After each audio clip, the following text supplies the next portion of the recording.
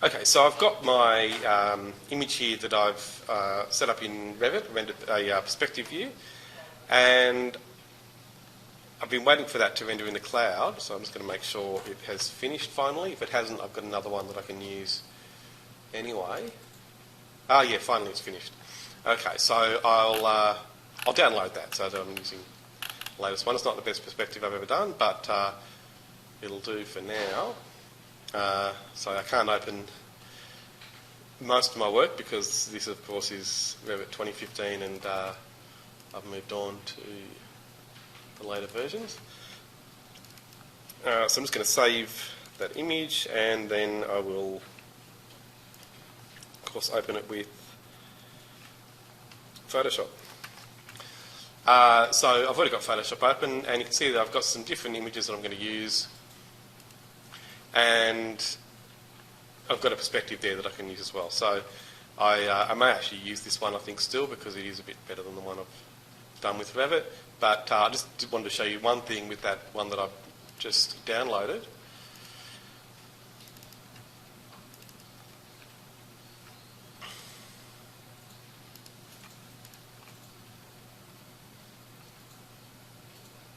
Okay, so I set that one to use the alpha channel. So when you send it to render in the cloud, let's bring that up, you might have noticed the option at the bottom, alpha, which gives you a transparent background. So I'll just quickly show you, again with Revit, with Photoshop, you'll see that you get a transparent area wherever the background image would show. And so having opened that now, you can see I've got a layer over here, which I'm simply going to duplicate by dragging it onto the new page button down the bottom.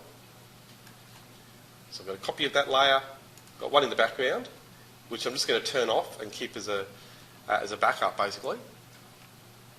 And then now I'm going to go and open up a background file. So on the P drive you'll see I've got quite a few of these saved, but you can easily download these, and it's really worthwhile searching for appropriate backgrounds for all the different images you do. So here I do have a few basic ones in material images, and then there's background and backgrounds. Probably should consolidate those two, but I'm just going to open one of those folders for now and get one of these background images, which you can see all, or mostly for the daytime, but I've got a few that are for later in the day. So maybe we'll go for this one, which is dusk. And then an easy way of getting this into the file that I have, the other file I have open is Control A, Control C. So Control A selects all, then Control C copies. And now I can go back into the file that I had open. Control V will paste. And then Control T brings up transform. And I can then stretch that image. And you can see if you look over on the right that it's on a separate layer. So it's automatically been pasted into its own layer.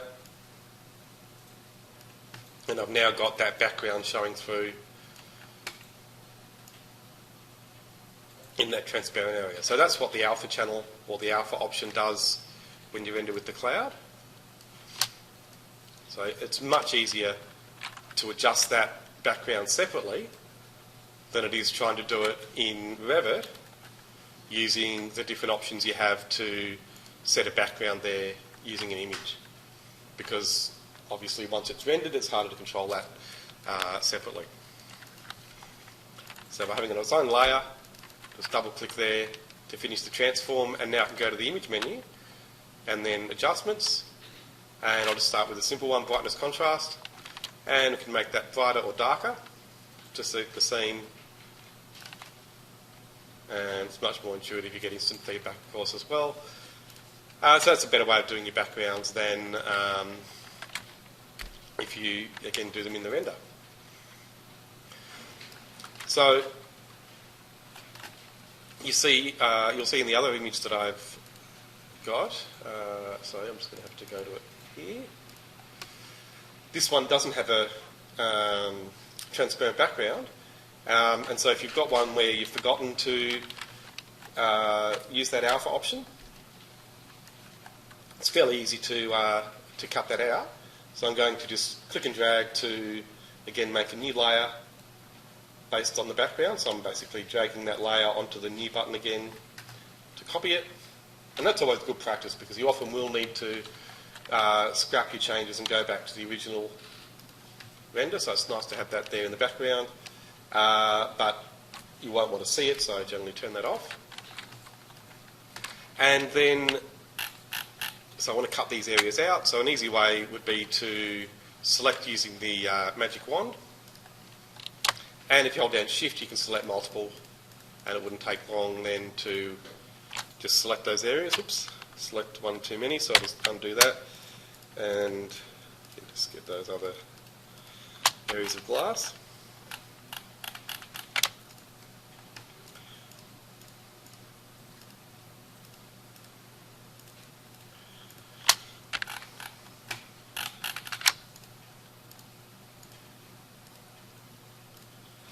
Okay, so there we are. So that should be all the glass.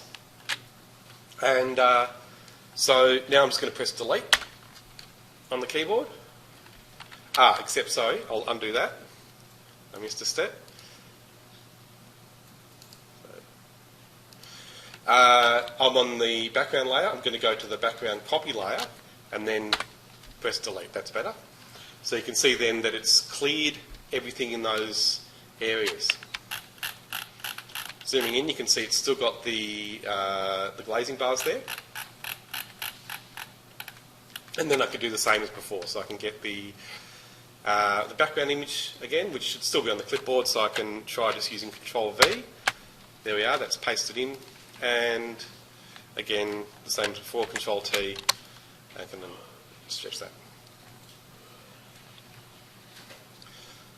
Okay, so you can do this with any image. So of course if you have a photo of this site that you've been working with, you should be able to Photoshop that in as a background.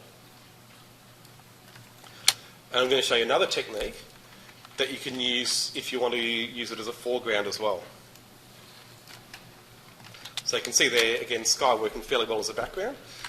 So now I want to get some images to work in the foreground. So the technique's similar, but you need to do a little bit more. So firstly, I've got some people that have already been cut out. And if you can find pre-cut out images, it makes your life a whole lot easier. And you can see here I've got, obviously, these people with a transparent background, which means that they're cut out. So I can then, again, Control-A, Control-C, and then back in the other image, make sure I'm on the top layer there this time. So it goes above that layer, and then Control-V, and again Control-T to transform.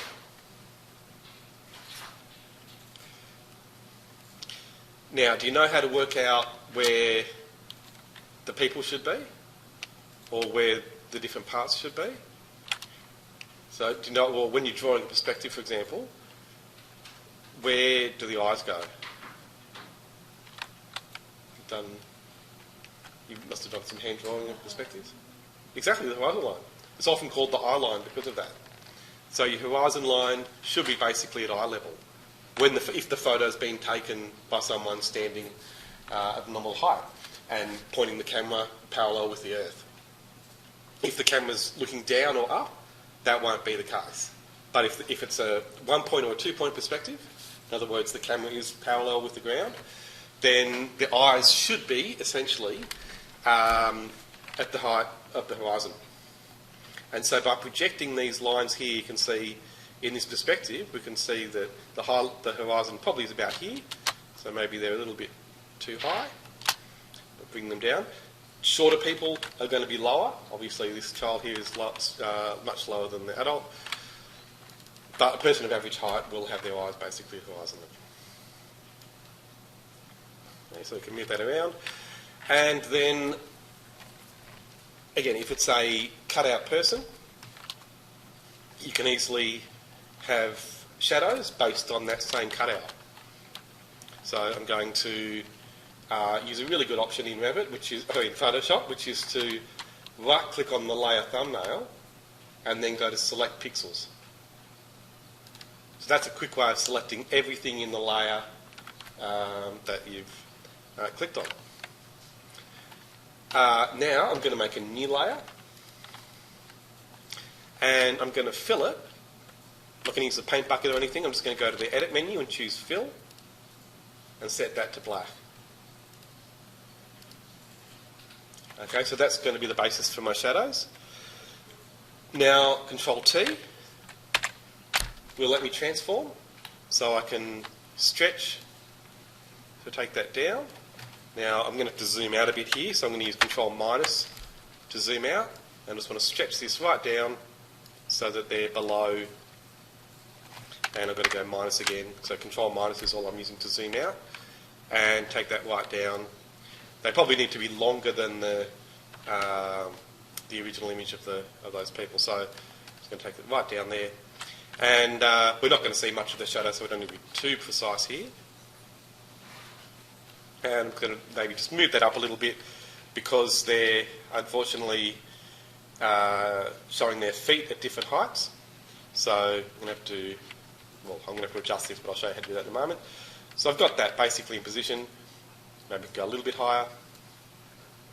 I'll double click. And then I want them to be at the same angle as the shadows that you can see in the scene already. So I'm going to use the skew option under the Edit menu, Transform, and then Skew. So I can take them over to the left, so the shadows go the right way.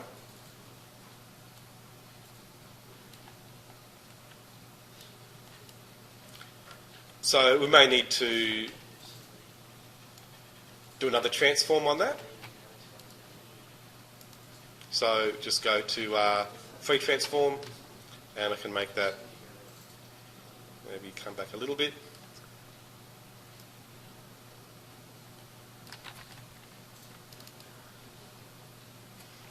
Okay, so zooming in there, you can see that this layer is on top, and I can still reposition it maybe a little bit better. That'll do. So I'm going to drag this new layer now underneath the layer of the people. Fine-tune that position a bit more. I'm going to have to paint this somewhat, but it's getting close. So you can see that the shadow there is coming from the child's foot fairly convincingly, but this shadow here needs to be extended. And so often the easiest way there is to deselect, Control D, and then using the brush tool, just going to make sure it's on black, and then I can paint in extra shadows. So here, I'm also going to right click just to check my brush. The hardness I want on 100 there, and the size, I might just bring that up a bit as well. So you can always paint in more, it's no problem.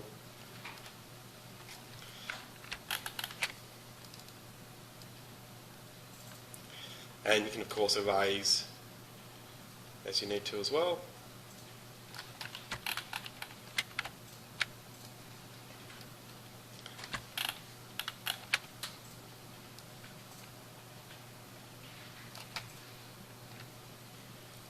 Okay, so these shadows are a bit skinny anyway, so it doesn't matter if I add more.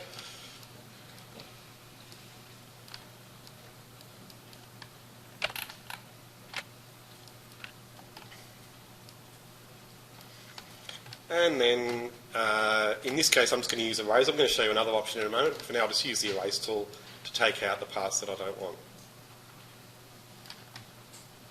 So doing this fairly quickly, of course. I'm just going to undo that last bit though, but otherwise doing it fairly quickly, you can spend more time on it than this and make it a bit nicer. Okay, so they're obviously black. Now this is really the key to working with shadows. Don't try and set them to the colour that they should be. That's totally unnecessary. In the layer options, you'll see you've got the multiply option, and then you can adjust the opacity. Now opacity will work even without multiply, but once you adjust the opacity, you can see there that now the shadows are showing through the colour of the material underneath. Okay, so I'd make that maybe lighter still. You just want it to be subtle usually. Okay, now going further than that, you might have heard about a thing called ambient shadows. So I'm going to add another layer. And again, just with the brush tool, this time I'm going to right click and set the hardness down fairly low and bring the size up a little bit. And I'm going to paint in some more shadows just around the base of the feet where they're touching the ground. Just like that. So then I'm going to use the same option, so multiply. And then, oops, sorry, just change that. So again, back to multiply. And then again, playing with the opacity will give those nice ambient shadows, which really make a big difference when you have lots of objects that are touching the ground. So it just makes it much more convincing when there is a connection between surfaces. Okay, so that's basically how you do shadows. So you find most professionals using Photoshop will use an approach like that. They don't try to make the shadows grey or anything like that. They use blends, which is really what you're doing here with the modes, and opacity. You can also, going back to the layer with those shadows, you can blur the edges. And also just blur the whole layer sometimes. So if you go to the filter option, and then you can just use the blur options there and just keep repeating that. And that's a quick and rough way of blurring the edges of your shadows. To do it totally accurately, physically correctly, you'd need to then fade the shadows as they go further from the people, but it's often unnecessary. So again, make them fairly subtle. You can see there I've just taken that even down further.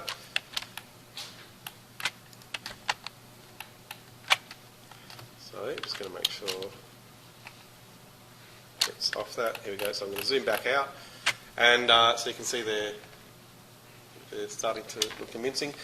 And you can use a very similar approach to do reflections. So again, just with a copy of the people and a new layer, and then just looking at the different options that you have for the blends, and well, often just to see what the different modes will do there, it's good just to flick through a whole range of them, and I'll often just try most of them with some things that I'm doing. So you can easily just flick through those once you choose it and just use the arrow key. See what they do. So that's essentially how you can add entourage, and you can use a very similar technique to add in a whole foreground. So I'll just show you one here that I've done previously.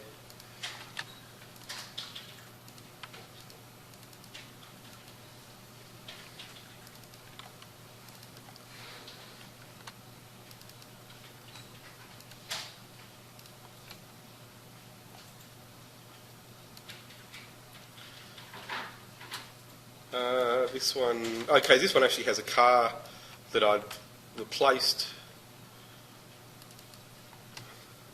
later, but you can see there that we've got the render inserted into a photo, and we've got the foreground there done using a background image as well, which you should be able to do for your exterior shots. And so I might show you how I can replace that car. I'm going to use one other technique. So I'm going to get a new cutout. You can see, I'll show you a couple of sites that you can use. So I've given you the folder on the P drive in Material Images. So where are we? Second year full-time semester 2, Material Images, and then People.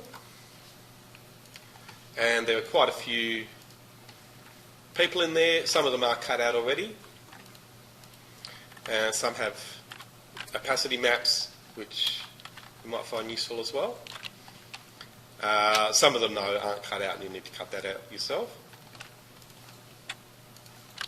And I'll quickly show you one way of cutting things out using an image of a car that I'll replace. So you'll find there's a site, or quite a few sites for cut-out images. Mr. Cutout isn't bad, but they don't have as much free content as they used to. And even the free content has a limit, so you can only download a certain amount each day, which is a shame. They used to have a lot more. Immediate Entourage is another one that's similar that you might have seen. So keep searching for them though, because there are always new ones coming up. So another one is, where is it?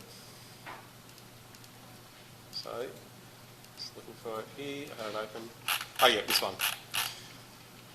Scalguber, whatever that means. And they have a lot of free cut-out images, so that could be worth looking at. And that's mostly people. So I'm going to, again, get a car, which often you won't find as a cutout. So I'm just going to look for a car elevation.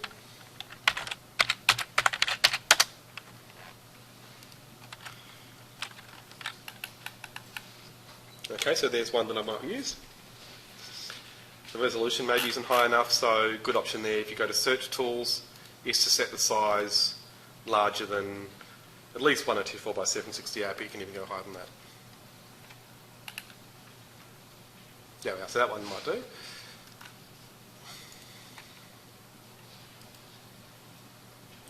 Okay, so often good to go to view image there, so you get make sure you've got the whole image showing up in your browser, and you can easily save those. If you don't know any image that you see in a browser, you should be able to download.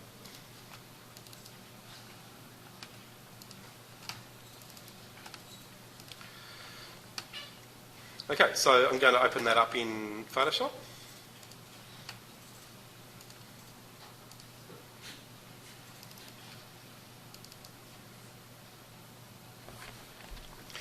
So, firstly, I can use the magic wand again to select all of the white area and just delete that. So, I'm going to copy the layer just like before, and then turn the background off and delete everything on the foreground layer, just using the delete key on the keyboard. Now I'm going to invert the selection. Select inverse, and then Control C, back into my perspective, and Control V.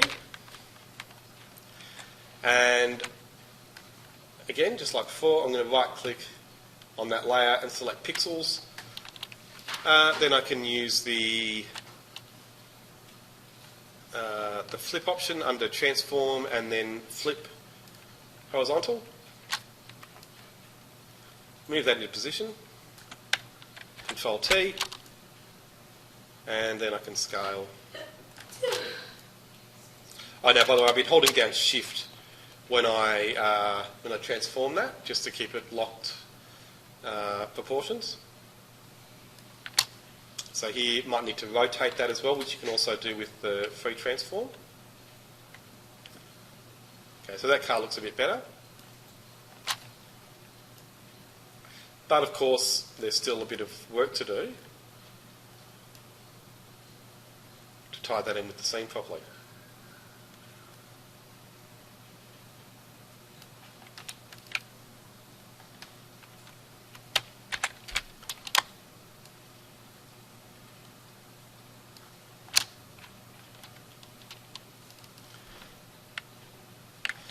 So I'm going to deselect, Control D.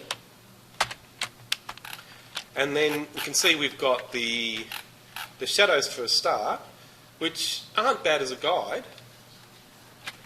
but I really don't want to see in the final perspective. So I'm going to, again, duplicate the layer that I'm working on, just so that I can go back to the shadows. And I'm going to show you another way of cutting out the, those shadows essentially, and maybe some other things from this layer, and that's using a layer mask. So onto the layer menu, you can go to layer mask and then usually just use reveal all. And then you'll see when you have a layer mask and then you go to the brush tool, if you haven't got black and white set as your foreground and your background colours, it'll set those automatically. And generally when you're working with a mask, you will be working with black and white. So if you haven't done much working with the colours in Photoshop, you'll see that the foreground colour goes on top and the background colour goes underneath. So I've got white there in the foreground, black in the background, and I'm going to flip those using the arrow above that so that black's in the foreground. Now I'm simply going to paint. What's happening there? So that's not painting. What's going on? So I'm going to set my hardness all the way up and maybe just make that a bit bigger. Oh, sorry, it is painting. I've still got my layer underneath turned on. I've got to turn layer 1 off. There we are. Okay, so now when I paint, it's taking away from this image. And you might think, well, why wouldn't you just delete that? But there's a really good reason. It's because often when you're doing this sort of work, you want to go backwards and forwards. So I'm going to just keep reducing the size of the brush, and I'm going to use a shortcut from now on. The shortcut to, or does anyone know the shortcut for changing your brush size in Photoshop?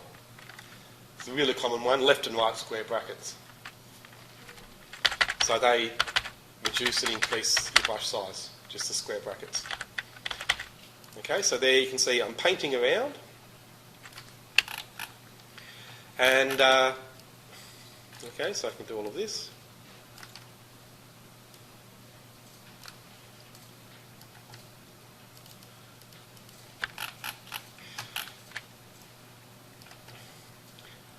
But then I might go too far in some areas. So here, painting. When I zoom out, I can see it's looking all right, but maybe let's just deliberately make a big mistake. So here I've gone a bit too far. And if you've erased that, it's gone for good. You have to undo right back to where you were to bring that part of the car image back. But with a mask, you don't have to. The image is always there underneath. And if I go back and paint with white, just by flipping the colours there, it'll bring it back. So you can go back and forth really easily.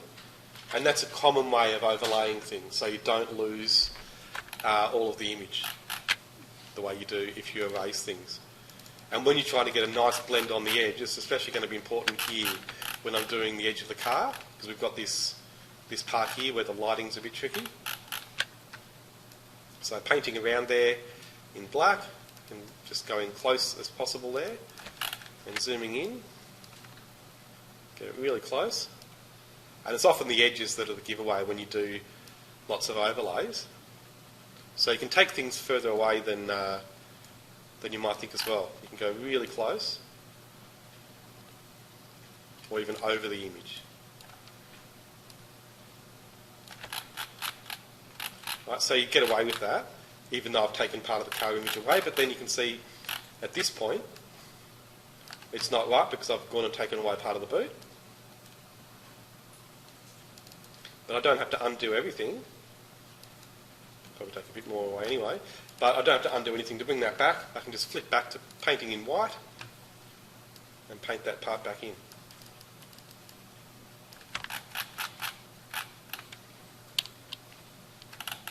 Okay, so this part here, I just want to be partially transparent. So I don't want that to look the same as if it's completely cut out. So I can switch to painting in grey. Okay, so grey would be, let's say, let's just go 50% for now. So painting in grey is going to make that part transparent, but not all partially transparent.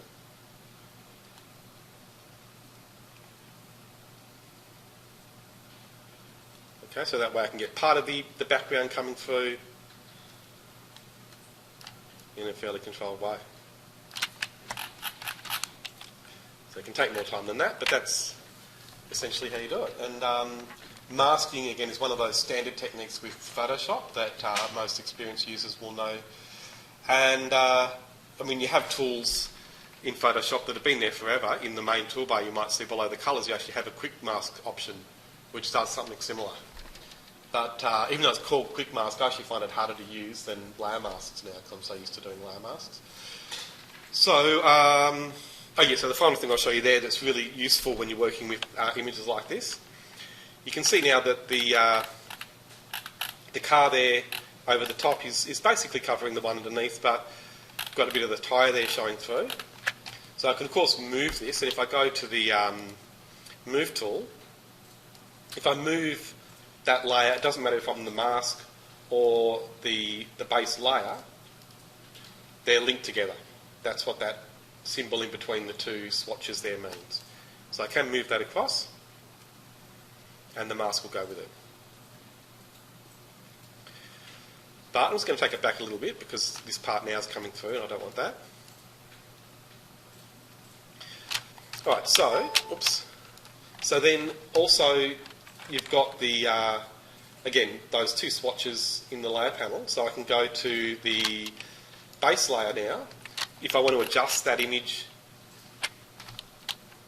I can still go to the adjustments menu, also the image menu, adjustments. Have any of you looked at using adjustment layers?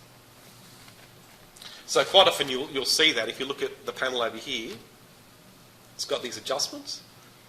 And you'll see brightness, contrast, curves, all of these standard things that I'm about to show you. But they're not the same as what you get from the image menu and then adjustments. Those are adjustment layers. And adjustment layers are a little bit trickier to work with than just going to the image menu and then adjustments. So just be careful of that. So you should just try all of these. They all do something good. So brightness, contrast I've shown you. Exposure is similar, but it works in a more photographic way. So I can make that brighter or darker using exposure. And a really good option here is gamma, which will often help to tie in one photo with another or one rendering with another by matching the lighting. So exposure and gamma essentially work hand in hand. And, so then I was going to show you as well, one of the other great tools, and this is probably where I'll finish up. So I've been looking at the brush tool, and you can obviously paint any colour you want. I'm back on the base layer there, so I was painting on the mask before with black and white, and notice how it remembers the colours there. If I go back to the layer thumbnail next to that mask in my layers panel, it goes back to the colours that I was working with previously. And I see a lot of people trying to use the eyedropper to then pick a colour from their image, so I'll just make sure I'm on the background layer so I can use the eyedropper to pick that road colour, which you can see is this sort of grey, and then paint in with that to fill in parts of their photos. So if I go to the brush tool now, I could try painting on this layer if I can get, so that's not painting, what's going on there? So that's normal. Oh, my side, that's right, that should be painting. What's going on? Oh yeah, there we go. Oh, so it's because I've got a mask there, so there we are. So that's painting no otherwise. And I want to go back actually, so I'll show you how I can go back more than one step. Have any of you tried using undo with Photoshop and had issues? So it might look like you can only go back one step if you've tried. So a lot of these things will mean a lot more when you actually try to use Photoshop a bit. So, so if I go to undo now, under the edit menu, it just says redo. So it's just going to go back and forth. If I go now undo, redo, so it looks like it's only one step. But if you want to go further back, you just need to go to the Windows menu, bring up your history panel, and then you can go back as far as you like. So I'll make yet another layer.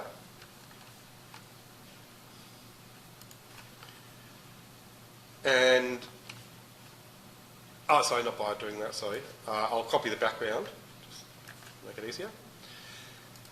And so I'm just going to paint quickly there, just so you can see again what I mean. So painting with that grey isn't going to be very convincing to get that road extended. And I'm going to paint the shadows as well. So do you know how they paint in with the same appearance as you have in the base photo with Photoshop? Okay, so this is a common sheet you'll see when they're adjusting, say, images for advertising, but also for architectural renders as well. Use the clone stamp tool. So the brush tool is pretty good, but the clone stamp tool lets you select an area using the Alt key, click on a point, let go of Alt, and then you can paint by cloning from that location. So notice how I'm painting in what looks like the road. If I want to paint in shadows, again, I can use Alt and get my target in that shadow area, and now I can paint in what look like shadows. Okay, so you can make it look like the original photo. So I can get more shadows around the tyres here. Again, just using Alt to get the target in that area, and then I can paint a few more shadows in around there. Again, you can take more time with it than this. And so these plants here, they don't exist there in real life. That's all done with the clone tool. Okay, so all of those plants, they go up about this high in reality. And so I've extended all of that just using the clone tool. And that was very quick. I didn't even spend much time on it. And I'll show you some others, maybe just on the website.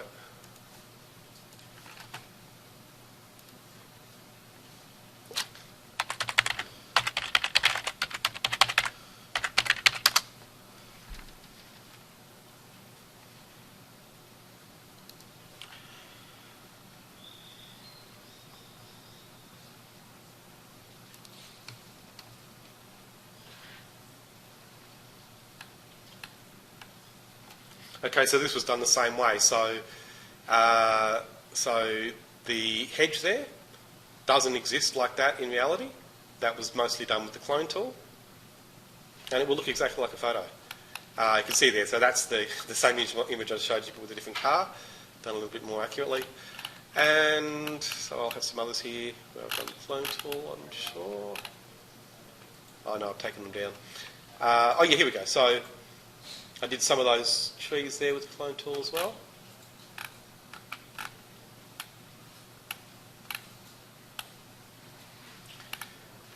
And it's almost like painting with the photo, so you'd be surprised how far you can take it. And that's really the last major option. So again, don't forget the adjustments that you have under the image menu there. Make sure you're on the right layer when you're trying that. And so maybe just going back to the image I started with, I'll just show you one last thing there. So, sorry, not that one. So this one here that I obviously just got from Revit. The colour balance that you get from the Revit renders, even using the cloud, won't always be what you want. So it's really important that you go through the adjustments and see if you can improve that. So starting with exposure, usually for renders. So you can make that brighter. You can see that I think improves it quite a bit. But then use gamma correction to balance that out and get a bit more depth to it as well. So you can see already I think that's a lot more realistic than, well, I can show you without the exposure adjustment, and that's width. So that's a very simple thing. And then also it's fairly warm, so I can go to adjustments and then photo filter. And just flick through these different filters. I don't want it to be a warming filter, I want a cooling filter. And I'm just going to use the arrow key now to go down and see which of these filters looks the best.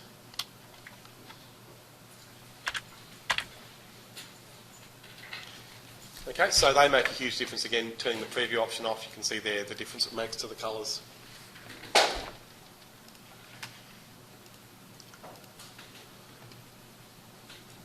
Levels, another really useful one. So you can tighten up the high end and the low end of your images that way especially. Just get a bit more contrast. And what's the last? Oh, yeah, hue saturation. Okay, so hue saturation lets you change, obviously, the saturation, which is the amount of colour in your image. If you go higher with the saturation, it makes it more colourful. Lower makes it closer to black and white. And then lightness is a really good one. It's different to brightness and contrast.